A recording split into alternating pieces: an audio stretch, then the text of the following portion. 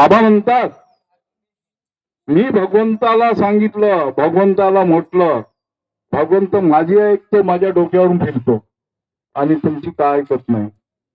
तुमची काय ऐकत नाही. जे भगवंताला पाहिजे ते मी देतो, पण तुम्ही काय देतो. बाबा रडलंय. आपण ज्या ज्या ठिकाणी कुठे परमेश्वरी कृपेचा कार्यक्रम असेल त्या ठिकाणी तत्व शब्द नियम, पण कित्येक सेवक ऐकतात तत्व शब्द नियम. फक्त बोलण्यामध्ये, सकाळच्या विनंती, संध्याकाळच्या प्रार्थनेमध्ये आपण तत्व शब्द नियमाची परिभाषा करतो. ही चर्चा बैठक कशासाठी असते? सेवक मार्गदर्शन करतात तत्वाचा शब्दाशी, शब्दाचा नियमाशी आणि नियमाचा प्रत्येक सेवकावर घडून आलेल्या अनुभवाची. आता तुम्ही मार्ग स्वीकारलेला आहे, मार्ग स्वीकारलेला आहे. ज्या वेळेला तुम्ही मार्ग स्वीकारला, मार्गात आले, असे भगवंताला मागासाठी किती आले? मागासाठी किती आले? भगवंताला किती मानतात आणि भगवंताला किती जाणतात? या 3 प्रश्नाचं उत्तर देऊ शकतो का? सेवक असेल, मार्गदर्शक असेल. मला हे सांगा, मानणारी किती आहेत बाबाला? अरे कमीत कमी मला तरी माहित होईल ना, हा मार्ग कळला का? कोण? धनराजी शेलोगर भगवंताला मानतेत. आणि मागणारे किती आहेत? जे काही तुम्ही दुःख वगैरे असेल, बाबांनी मार्गदर्शन केलं, छाल लावा, फळाची अपेक्षा करू नका. मागायला किती आले? एखादा एक मागणारा झाला. मागणारे किती आहेत? सगळेच म्हणतात. आणि जाणणारे? आज जो ह्या परमात्मा एक मार्गामध्ये हा जो कल निर्माण झालेला आहे, हे बाबाचे शब्द आहेत. ह्या मार्गामध्ये लाखो सेवक तयार होतील, पण बोटावर मोजल्यासारखे राहतील. आपल्याला तेच पाहिजे. बाबाच्या जातीचे सेवक किती आहेत? बाबांना ह्या मार्गात 2च जाती दिली आहे, पण बाबाच्या विचाराचे, बाबाच्या विचाराचेच म्हणजे बाबाच्या जातीचे नाही. हा या मार्गामध्ये मानणारा सेवक हाही फेल आहे. जसं धर्माची निमजेनी म्हणलं, हा मागणाराही फेल आहे, मागणाराही फेल आहे. पण खरंच या मार्गात प्रवेश केला आणि जाणणारा असेल तो पास आहे. असे कित्येक आहे. तर आपण ह्या चर्चा बैठकीत हे आता सेवक आले. दुर्गा गणपती असतो, दुर्गा गणपतीमध्ये दुर्गाच्या किंवा गणपतीच्या मूर्त्या विकायला जातात. घेऊन येतात एखाद्या चौकामध्ये किंवा बाजारामध्ये, त्या ठिकाणी मूर्त्या असतात. आणि मूर्त्याचं एकच मूर्ती, पण एकाचं रेट 100 रुपये असते, एकाचं 75 असते आणि एकाचं 50 असते. सारखे आहेत. पण आमचे निमजी सारखं गेले तिथं, तर त्या मूर्तिकाराला विचारतात, बाबूरे हे 3 मूर्त्या सारख्याच आहेत, पण हिचा 100 रुपये रेट का लागला? हिचा 75 का आहे आणि हिचा 50च काय? हे विचारतात त्याला, मूर्तिकाराला. तर तो सांगतो हे 50 वाली पहा म्हणते. एक सलाद घेतो, तिच्या कानातून आरपार टाकलं तर ते बाहेर निघून जाते. कानातून टाकलं की बाहेर आरपार. मग दुसरी मूर्ती घेतात, त्या मूर्तीच्या पोटात टाकतो, ते अर्धीच जातो, तिची 75.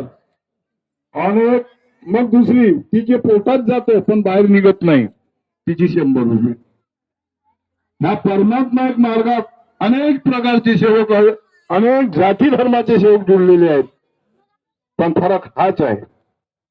जसं मूर्तीचा फरक सांगितलं ना तुम्हाला, तोच आहे. आपण ओळखू शकत नाही. आता एक आमच्या मार्गदर्शकांनी मार्गदर्शन केलं, हा कलियुग आहे, कलियुग आहे म्हणून बाबाच्या शब्दाला किंमत नाही, किंवा ह्या सेवकांना मार्गदर्शकाची गरज नाही. आमचे पडोळीजी बोलले का ह्या कलियुगात सेवका मार्गदर्शकाला सेवकाची गरज नाही, सेवकांची मार्गदर्शकाला गरज नाही, किंवा तर हे कलियुग. आज ह्या पृथ्वी तलावरती असे योग कित्येक झाले. सतयुग झाला, द्वापार युग झालं, त्रेताल युग झालं, आणि ह्या युगामध्ये प्रत्येक साधू संतांनी थोर महात्म्यांनी जन्म घेतला. ह्या कलियुगामध्ये अत्याचार व्हायचा, ह्या कलियुगामध्ये अत्याचार व्हायचा, म्हणून महान त्यागी बाबा जंगलीजींनी गोळीबार चौकात डुबरीकर घराण्यात जन्म घेतला. की हा एवढ्या म्हणजे अतिरेक होत आहे. आज बाप मुलाला ओळखत नाही, मुलगा बापाला ओळखत नाही, अशी परिस्थिती निर्माण झाली. मग बाबांनी जन्म घेतला, एका भगवंताची प्राप्ती केली आणि हा मार्ग आपल्याला दिला आहे. हा मार्ग दिल्यानंतर बाबांनी भरपूर सारा विचार केला. एका भगवंताची प्राप्ती करून मानवाचे दुःख दूर होत नव्हते, मानवाचे दुःख दूर होत नव्हते, पण बाबाचे कर्म चांगले होते. म्हणून बाबांना एक शांताबाई नावाची रंगारी शिंपी समाजाची बाई मिळाली आणि त्या बाईवर बाबांनी 2.5 वर्ष उपचार केले. त्या बाईला भुताटकीचा त्रास होता आणि त्या भुताटकीच्या त्रासामध्ये बाबांनी ह्या परमेश्वरी कृपेचा भगवान बाबा हनुमानजीच्या मंत्राचा 2.5 वर्ष उपयोग केला. शेवटी बाबा थकले आणि त्या बाईच्या अंगामध्ये जे भूत येणारे होते हजारो लाखो, त्या बाबांनी हवनाच्या माध्यमातून स्वाहा केलं आणि ते जाळून लागलं. शेवटी बाबांना विचार पडला का हे भूत कसे तयार होतात, हे भूत कसे तयार होतात. जो व्यक्ती ज्याचा आत्मा त्याला मुक्ती मिळालेली नाहीये, त्याला मोक्ष मिळालेला नाहीये, त्याचा आत्मा भटकत आहे, म्हणून हे भूत होऊन माणसामध्ये प्रवेश करतात. पण आज ज्या महामानवांनी एका भगवंताची प्राप्ती करून हा मार्ग आपल्याला दिला आहे, आज आपल्या सेवकाच्या अंगात बाबा येतो, आज आपल्या सेवकांच्या अंगात बाबा येतो. बाबा एवढं सोपं आहे का? बाबा एवढं सोपं आहे का? बाबांनी त्या भगवान बाबा हनुमानजीला पाहिलं नाही, बाबांनी एक विश्ववेळ डोळा पाहिलेला आहे, पण भगवान बाबा हनुमानजी हे नाही पाहिलं नाही. जेव्हा बाबांचा पहिला सेवक गंगारामजी रंभाळ यांनी विचारलं बाबाला, तुम्ही हे भक्ती करता, एवढी हे करता, मी गुरु मार्गी आहे, माझ्याही इथं माझ्या पत्नीला भुताटकीचा त्रास आहे आणि तुम्ही भगवंताची चर्चा करता, खरंच भगवान आहे का? बाबांनी त्यावेळेला म्हटलं भगवान आहे, पण हा माझा भगवान म्हणून तुला हातात घेऊन दाखवणार नाही, तुझ्या घरी चाल, मी तुला दाखवतो. पण आज ह्या मार्गाचा हा सेवक परमात्मा आहे, हा सेवक सेवकाला बसवत आहे. तुम्हाला कुठं सांगते भगवंत? भगवंत कुठं सांगतो? प्रत्येक संस्थेमध्ये ज्या ज्या संस्थेसोबत जो सेवक जुळला असेल त्याचं नाव सांगतो. अरे कुठं नाही, भगवंत तुमच्या जवळ आहे, 24 तास आहे. बाबांनी भगवंत कुठं दाखवलेला आहे? पहिला सेवक बाबाचा गंगारामजी रंभाळ त्यांनी सेवक कुठे दाखवलेला आहे? भगवंत कापराच्या ज्योतीमध्ये दाखवलाय. त्याच्या अश्रूच्या धारा गंगारामजी रंभाळच्या कमी पडल्या आणि भगवंत कुठे पाहिला? प्रत्येक मानवाच्या आत्म्यामध्ये बाबांनी भगवंत पाहिलेला आहे.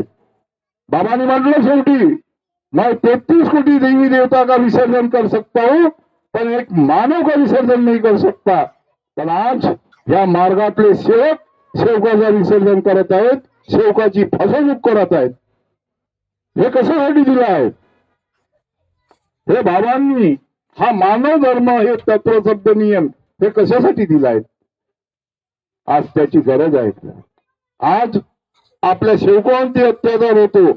सेवकांना सांगतात अरे ह्या ठिकाणी जायचं नाही, त्या ठिकाणी जायचं नाही. माझ्या माहितीप्रमाणे तुम्ही प्रत्येक ह्या मार्गाशी जुळलेले आहेत. आपल्या बाबांनी तुमच्या दुःखाचा निवारण केलेला आहे. अनुभव घेण्यासाठी प्रत्येक ठिकाणी गेलं पाहिजे आणि हे परमेश्वरी कृपा काय हे ओळखलं पाहिजे. पण आज तुम्ही ओळखू शकत नाही. आम्ही पोलीस खात्यात नोकरी केली, आम्ही दुःखी होतो म्हणून हा मार्ग स्वीकारला. तुमच्या दुःखाचं कारण वेगळं आहे, माझी शौकीन बसलेली आहे. माझ्या दुःखाचं कारण वेगळं आहे. मी एक बेवडा होतो, दारू पिणारा होतो, झगडेल होतो, बदमाशी होतो, घाबरणारा नव्हतो. माझी पत्नी मी बरी व्हा, मी बरं झालं पाहिजे म्हणून मार्गात आली. ज्या वेळेला ती मार्गात आली तिला मी जुत्त्याला लाथानं मारत होतो. विचारून घ्या, मी मार्गात नाही आलो. तिनं कार्य केलं. माझा पती हा एक माणूस बनावा म्हणून तिनं कार्य केलं. पण आज तुम्हाला मार्गातला सेवक नाही, तुला माणूस दारू पिते, तुला कार्य देत नाही मी. अरे ती बाई कशासाठी आली? तिचा माणूस दारू पित होता, तो दारू पिऊ नये म्हणून ती मार्गात आली. आणि तिच्यामुळे मी या चर्चा बैठकीच्या अध्यक्षावर तुमच्या समोर बोलत आहोत. विचार करायची गरज आहे. आज लोक कसे कसे मार्गदर्शन करतात, काय काय सांगतात. मी जरी रामटेक संस्थेसोबत जुळलो असेल, मग माझ्याजवळ भगवंत नाहीये? बाबानं प्रत्येक सेवकाला सांगितलं आहे. बाबानं काही आपल्याजवळ ठेवलेलं आहे का? पण हे तुम्ही दुसऱ्याच्या माध्यमातून कुठं कार्यक्रमाला गेलं तुम्ही शिकाल, आणि जो तो अत्याचार तुमच्यावर होणार आहे, पैसे कमवण्याचा धंदा निर्माण केला आहे, तो बंद होईल. म्हणून आजकालचे मार्गदर्शक हे विरोध करतात. का माझ्या माध्यमातून असलेला सेवक हा कुठे जाऊ नये आणि मी केलेला भ्रष्टाचार हा उघडकीस येऊ नये.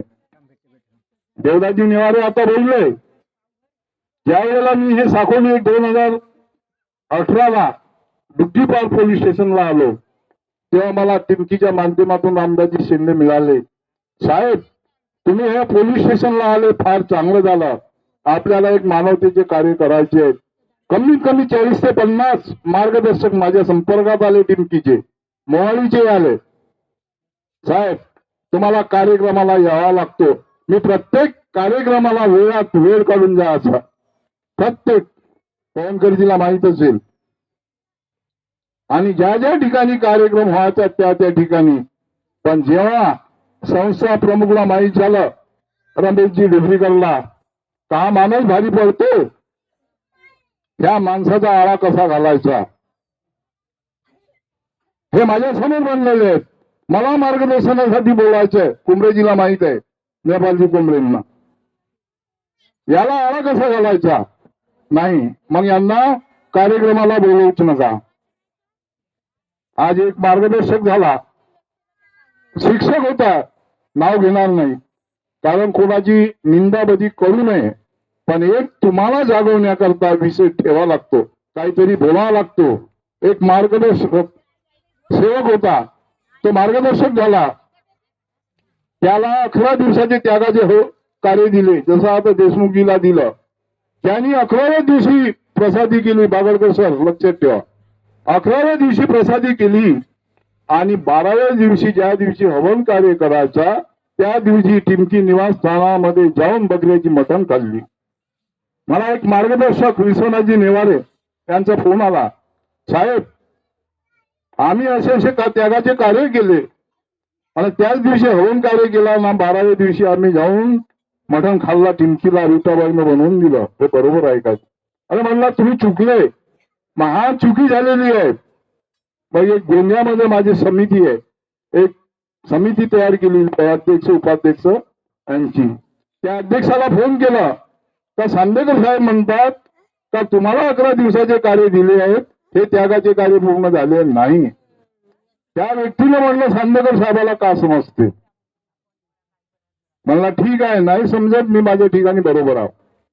मग जेव्हा यांची प्रतापगडला वनभोजनाचा कार्यक्रम होता त्या ठिकाणी मलाही बोलवलं, आमंत्रित केलं आणि मी त्या ठिकाणी गेलो.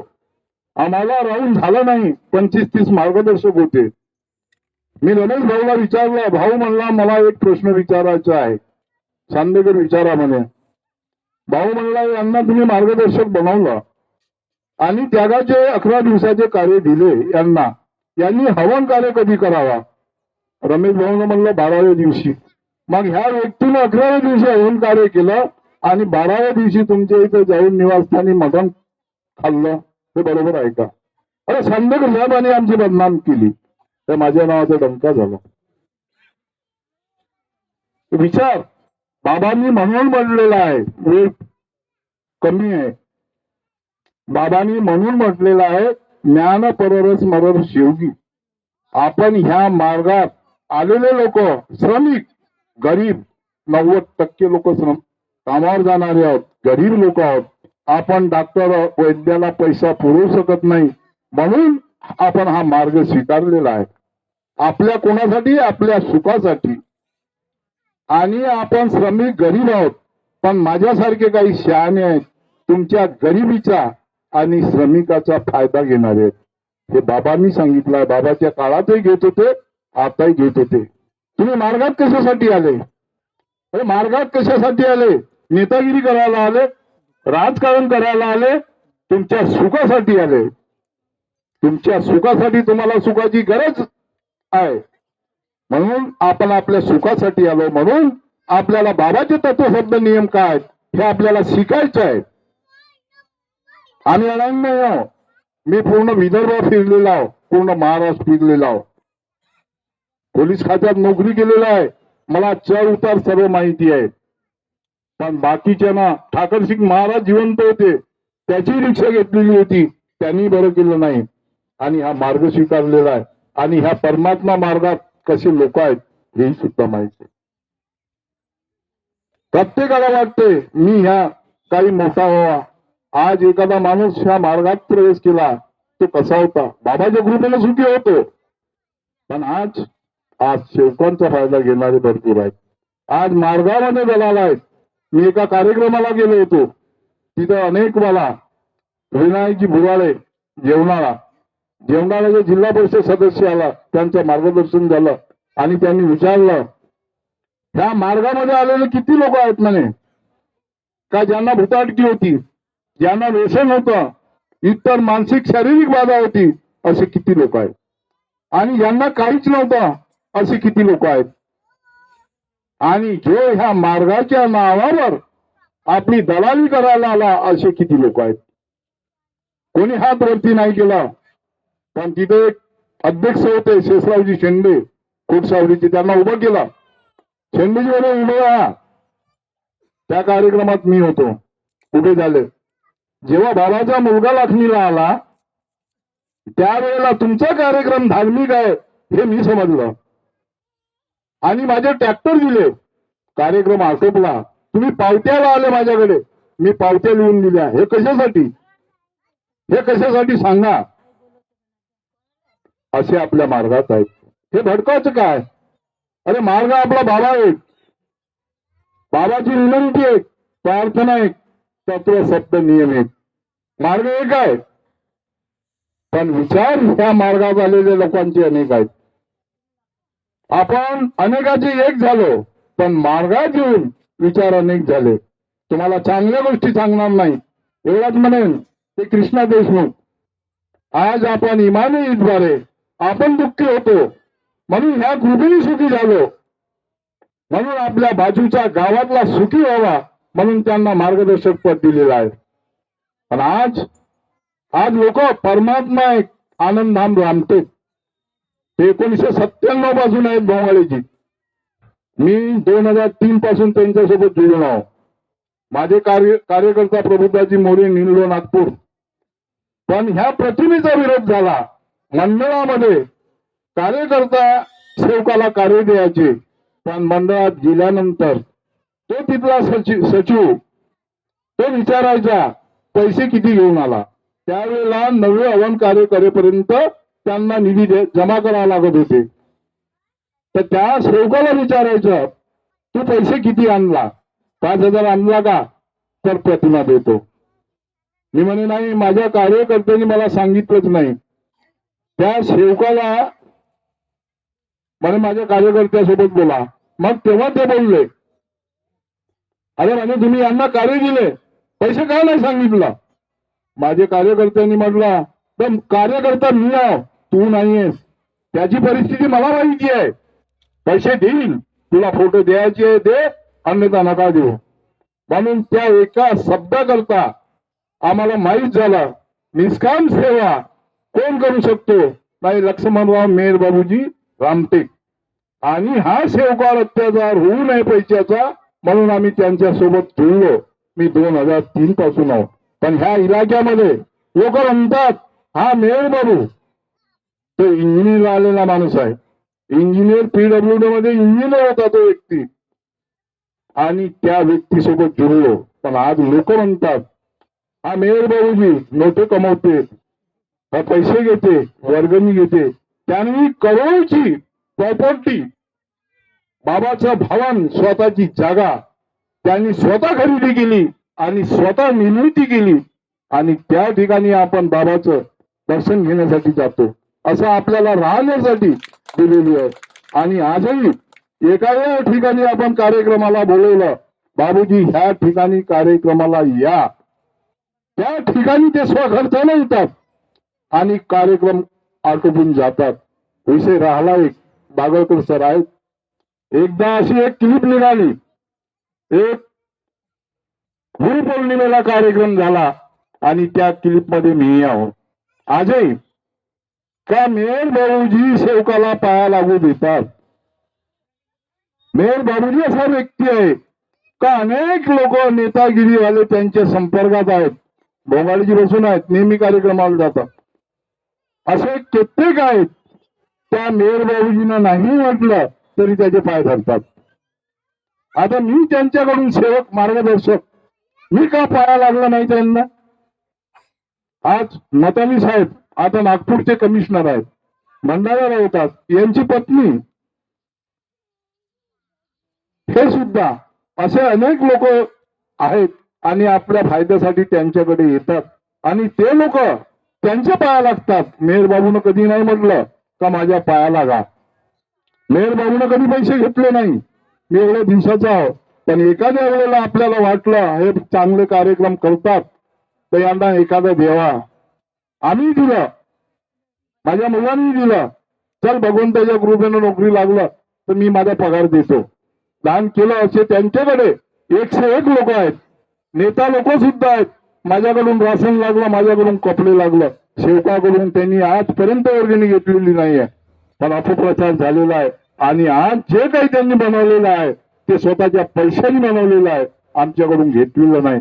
माहितीसाठी सांगतो, म्हणजे त्यांचं वाव आहे म्हणून नाही, कारण कर्तव्य आहे, कामगिरी आहे आणि आपल्यालाही तेच करायचं आहे. बाबांनी तेच केलं. बाबाचा इतिहास वाचला असेल तुम्ही. बाबांनी जेव्हा जेव्हा परमेश्वरी कृपेच्या कार्याला वेळ दिली, खेड्या पाड्यात दौरे केलेले आहेत. बाबांनी 1 रुपये घेतलेला नाहीये, 1 रुपये सेवकाकडून घेतलेला नाही. उलट आपल्या जवळचे पैसे खर्च केलेले आहेत. हे बाबानं कार्य केलं, हे का विसरता. आज सेवक सांगतो भगवंत इथं आहे. अरे पण हे का विसरता. जे बाबानं कार्य केलं ते तुम्ही करा आणि तुमची अवकात नसेल तर त्या संस्थेचा किंवा मंडळाचा सदस्य बनू नका. निष्काम सेवा करू शकत नाही तुम्ही, कशाला म्हणता. जे बाबानं कार्य केलं, बाबा एवढं करू शकत नाही, 100% करू शकत नाही, पण 35% करू शकतो. आपण जागलो, परमेश्वरी कृपेने जागलो, पण आपण 2 लोक जागवू शकतात. म्हणून माझे 10 ते 15 वर्षे त्या कृष्णाजी देशमुख यांच्यासोबत संपर्क होता. मी जेव्हा जेव्हा कुठं मोबाईलच्या माध्यमातून, पिंकीच्या माध्यमातून कार्यक्रमाला जायचं, हे मोटरसायकल घेऊन त्या ठिकाणी पोहोचायचे. मी कधी विचार करत होतो हा व्यक्ती याच्याकडे एवढा वेळ कुठून आहे, हा कसा कार्यक्रमाला येतो. एक हमाली करणारा माणूस हा वेळ का देतो. पण जेव्हा प्रसंग आला, सुरेशजी पडोळे यांचं कार्यकर्ता पद रद्द केला आणि मला रात्री 9 वाजता फोन केला यांनी, साहेब आमचा असं विचार आहे, आनंदधाम सोबत जुळायचं आहे आणि यांचं कार्यकर्ता पद रद्द केलेलं आहे, तर आम्हाला आनंदधामच्या माध्यमातून आम्हाला मार्गदर्शक पद पाहिजे. मी म्हणला पक्क विचार करा तुम्ही, तुम्हाला खरंच जुळायचं आहे का, आणि चांगला विचार झाला तर मला कॉल करा.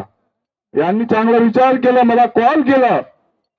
मी म्हणला कृष्णाजी तुम्ही एवढे यांची शिफारस करता, मग तुम्ही का मार्गदर्शन करू शकत नाही. तुमच्या इलाक्यात गरीब दुःखी कष्टी लोकांना का जागवू शकत नाही. तुम्ही पण मार्गदर्शक व्हा. मी त्याची शिफारस करतो, मेयर बाबूजीला बोलतो, त्यांचे आचार विचार पाहून मी त्यांना शब्द दिला आणि मी फोर्स केला त्यांना आणि ते तयार झाले. कारण आपण ज्या कृपेनं हा मार्गदर्शकाचाच नाहीये, तुम्ही मार्ग स्वीकारला आणि मार्गात येऊन सुखी असेल तर तुमचाही कर्तव्य आहे. एखादा झोपला माणूस असेल, दुःखी असेल, कष्टी असेल, त्यालाही तुम्ही मदत करा, तर बाबाची कृपा काम करेल, अन्यथा करणार नाही. शेवबंधूने विचार करण्याची गरज आहे. आज आपली दिशाभूल करतात. परमेश्वर एक आहे, आपला बाबा एक आहे, बाबाचे तत्व शब्द नियम एक आहे, पृथ्वी एक आहे. म्हणून आपण मार्ग स्वीकारला आहे, तर विचार करायचा आपण परमेश्वरी कृपेच्या कार्यामध्ये टच असेल तर हे परमेश्वरी कृपा काम करेल. नाही तर तुम्हाला 25 वर्ष झाले, 30 वर्ष झाले, काही उपयोग नाही. आणि एक महत्वाची गोष्ट, आज ह्या मार्गामध्ये जेव्हा बाबा होते तेव्हा बाबांनी सांगितलं, बाळू शेरकेला आदेश दिला, बाळू शेरकेने एक मानव धर्माचा परिचय पुस्तक तयार केलेला आहे. पण त्या पुस्तकामध्ये प्रत्येक गोष्टी नाही आहेत ज्या बाबाच्या काळात घडलेल्या आहेत, त्या गोष्टी नाही आहेत. आज ते सेवकही नाहीत. भोंगाळजीला माहित असेल, त्यावेळेला जे आज तुम्ही विनंती प्रार्थना करता हेही नव्हते. महान त्यागी बाबा जुंबींनी तत्वार शब्दावर योगावर भगवंताची प्राप्ती केली हेही नव्हतं. पण जसे जसे सुधारणा झाली त्या पद्धतीने केलं. पण काही काही आजही पुराणे मार्गदर्शक आहेत, त्यांनी बाबांनी एका भगवंताच्या हनुमानजीच्या मंदिरात जाऊन साधना केली. त्या काळचे सेवक आजही जिवंत आहेत, घरी विनंती करत नव्हते. त्यांनी मंदिरात, हनुमानजीच्या मंदिरात जाऊन आंघोळ करून प्रदक्षिणा घालून ह्या मार्गात भगवंताची प्राप्ती केली आहे. आजही ते सेवक जिवंत आहेत. जे लिहिता वाचता नाहीयेत तेही बाबा सांगायचे, असं सांग भगवंताला, तेही सुखी झालेले आहेत. ज्यांनी कापूर अगरबत्ती नाही लावलं तेही लोक आहेत, तेही सुखी झालेले आहेत. पण आज सुधारणा झाली. आणि ह्या मार्गामध्ये असं एकही व्यवस्था नाहीये का आपण या मार्गात दुःखी आहोत ना आपल्यासाठी पर्याय नाहीये. प्रत्येक गोष्टीसाठी पर्याय आहे. पण आज एखादा सेवक ह्या मार्गात आला, मार्गदर्शक झाला कधी बाबा मेल्यानंतर, आणि आज तो तुमच्या आमच्या सारख्याला ज्ञान वाटत असेल त्याला मार्गदर्शक, पण त्याची वागणूक काय? आपण पुस्तकात प्रश्नावली म्हणतो, कार्यकर्ता कसा असावा, त्याला परमेश्वरी कृपेची ओळख आहे का? त्याला तत्व शब्द नियम काय आहे माहिती आहे का? एखाद्या मार्गदर्शकाला विचारा, बाबांना किती तत्व दिले, तर काही सांगू शकत नाही. एक माझ्याकडे सेवक होता गोंदियाला, त्याची सेविका आहे. एक पक्का सेवक गेला, मी गोंदियाला राहत होतो, सोबेलालजी कुसराम, त्यांचा सेवक होता. त्या सेवकाला माझं विचारलं, अरे म्हणे तुम्ही सांदेकर साहेबाकडे कसे गेले, तुम्ही इकडे खुसरामजीकडे आले कोण नाही? कोण म्हणे, तुमच्या सेवकाकडे कार्यकर्त्याकडे 5 सेवक असतील, आमच्या कार्यकर्त्याकडे 10 सेवक आहेत म्हणे. 10,000 सेवक आहेत म्हणे. तुम्ही तिकडे का गेला? ठीक आहे म्हणे 10,000. मग जेव्हा महान त्यागी बाबा जुंबीजींनी एका भगवंताची प्राप्ती केली आणि त्रिता भावन कार्य केले, त्याचा टाइम सांगा म्हणे, कोणत्या कोणत्या टाइमला केले. हा, एवढे लक्षात ठेवावं लागते का? मग तू 10,000 सेवक आहेत, मग एवढे नाही शिकला? मी तर 5च आहोत म्हणे. मग तू सांग म्हणे या प्रश्नाचं उत्तर. तेव्हापासून त्याच्या दुकानात गेलाच नाही. अशी परिस्थिती आहे. ज्ञान पहिले स्वतःला पाहिजे, आपल्याला माहिती पाहिजे त्या ज्ञानाची, तर आपल्याला दुसऱ्याला वाटता येईल. पण त्या गोष्टीबद्दल आपल्याला काही माहिती नाही आणि आपण बोलतो. कुठलं नाहीये ह्या मार्गामध्ये, कुठली कमी नाही. आजही जिवंत सेवक आहेत, आजही जिवंत मार्गदर्शक आहेत. काही एखादा दुःखी सेवक गेला त्याच्याकडे आणि त्याच्याकडे ठेवला शब्द आणि त्यांनी सांगितलं, मग मला हे सांगा, तुम्ही रात्रंदिवस कार्य म्हणजे का? अरे कार्य म्हणजे का? तुम्ही दुःखी असता, ह्या मार्गात येता, मग कार्य म्हणजे काय? कार्याची प्रणाली काय? रातभर वाचली गीता, रामाची बहीण कोण होती? सीता. किती वर्ष झाले? नाही, मला 25 वर्ष मार्गात झालं. अरे कार्याची प्रणाली सांगा. आपण दुःखी असतो, आपण दुःखी असतो आणि त्या दुःखाचा निवारण करण्यासाठी हे विधी किंवा साधना आहे, हे विधी किंवा साधना आहे. जोपर्यंत तुम्ही एक चित्त एक लक्ष एक भगवान ती विधी करणार नाही किंवा साधना करणार नाही तोपर्यंत तुमच्या दुःखाचं निवारण होणार नाही. कित्येक सेवक करतात. 1 वर्ष झाला एखाद्या सेवकाला त्यागाचे कार्य दिले, त्याग करून टाक, तो म्हणते माझ्यासारखा नाही, मी महान त्यागी बाबा झुंडूजीच्या वरचा झालो. ही परिस्थिती आहे आज. माहिती पाहिजे आपल्याला. आणि आम्ही मार्गदर्शक, आमच्या मार्गदर्शकाचं का काम आहे? पण आहे तो मोवारी मंडळाचा कार्यक्रम आहे, जाऊ नको, तो मंडळाचा आहे. मी प्रत्येक कार्यक्रमात गेलो, मला बोलवलं. काहून बोलवलं? वजनाला कावं मागते म्हणतात बागडकर सर. पोलीस खात्यात होतो, मग कोणी बोलायचे, जात होतो. पण आज तुम्हाला काय म्हणतात? ही प्रणाली नाही बाबाची. आणि बाबांनी आपल्यासारखं सर्वाला केलं, एकाला अंधारात नाही ठेवलं. बाबांनी आपल्याला अंधारातून प्रकाशात आणला, पण आजचा सेवक हा प्रकाशातून अंधारात आणत आहे. म्हणून सावध राहण्याची गरज आहे. हे परमेश्वरी कृपा, ज्याच्याकडे तत्व शब्द नियम आचार विचार असतील त्याच्याकडे टिकून राहील, अन्यथा राहणार नाही. हे माझी शेवटी बसून आहे. मी एक दिवस घरी होतो, हिनं काहीतरी म्हणलं मला, काही म्हटलं, काहीतरी बोलली,